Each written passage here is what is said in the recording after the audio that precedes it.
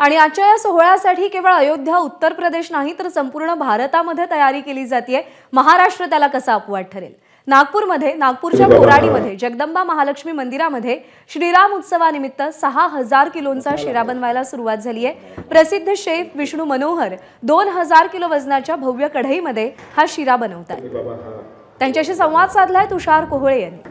आज अयोध्येमध्ये प्राणप्रतिष्ठा सोहळा होणार आहे। 12 वाजताच्या आरतीनंतर तिथे ज्या प्रकारे एक वेगळा उत्साह पाहायला मिळत आहे त्याच पार्श्वभूमीवर नागपूरमध्ये श्रीराम हलवा तयार केला जात आहे आणि जगातल्या सर्वात मोठ्या कढईमध्ये हा श्रीराम हलवा होणार आहे। 6000 किलोचा हा श्रीराम शेफ विष्णू मनोहर हा हलवा बनवत आहे। सुरुवातीला मी जगातली सर्वात मोठी कढई तुम्हाला दाखवतो। या कढईचं वजन 2000 किलो आहे आणि या कढईबद्दल आपण विष्णू मनोहर यांच्याकडून सुरुवातीला जाणून घेऊया। विष्णूजी, जगातल्या सर्वात मोठ्या कढईमध्ये तुम्ही श्रीराम हलवा बनवताय, काय विशेषता या कढईची सुरुवातीला सांगा? विशेषता अशी आहे की ही जवळपास 2000 किलो हिचं वजन आहे। 15 फूट बाय 15 फुटाचा हिचा साईज आहे।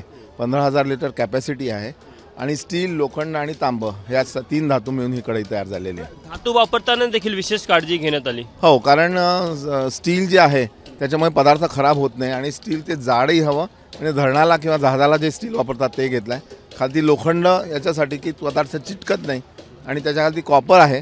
कॉपरमुळे हीट सस्टेन करण्याचं काम कॉपर करतं।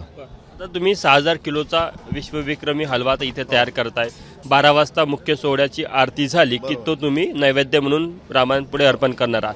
काय प्रक्रिया सध्या सुरू आहे? सध्या याच्यामध्ये तूप टाकण्यात आलेलं आहे आणि याच्यानंतर साखर, रवा, ड्रायफ्रुट्स असे सगळे प्रकार असतील आणि 1-1.5-2 तासात हा हलवा तयार होईल। 6000 किलो हलवासाठी काय काय साहित्य वापरण्यात येत आहे? यामध्ये बघा 700 किलो रवा, त्याच्यानंतर जवळपास 1100 किलो याच्यामध्ये साखर वापरतो आहे। 350 ते 400 किलो ड्रायफ्रुट्स वापरतो आहे। साधारण 30-35 किलो विलायची आणि जायफळ पावडर वापरतो आहे आणि तूप जे आहे ते पण जवळपास 900 किलो तूप आहे।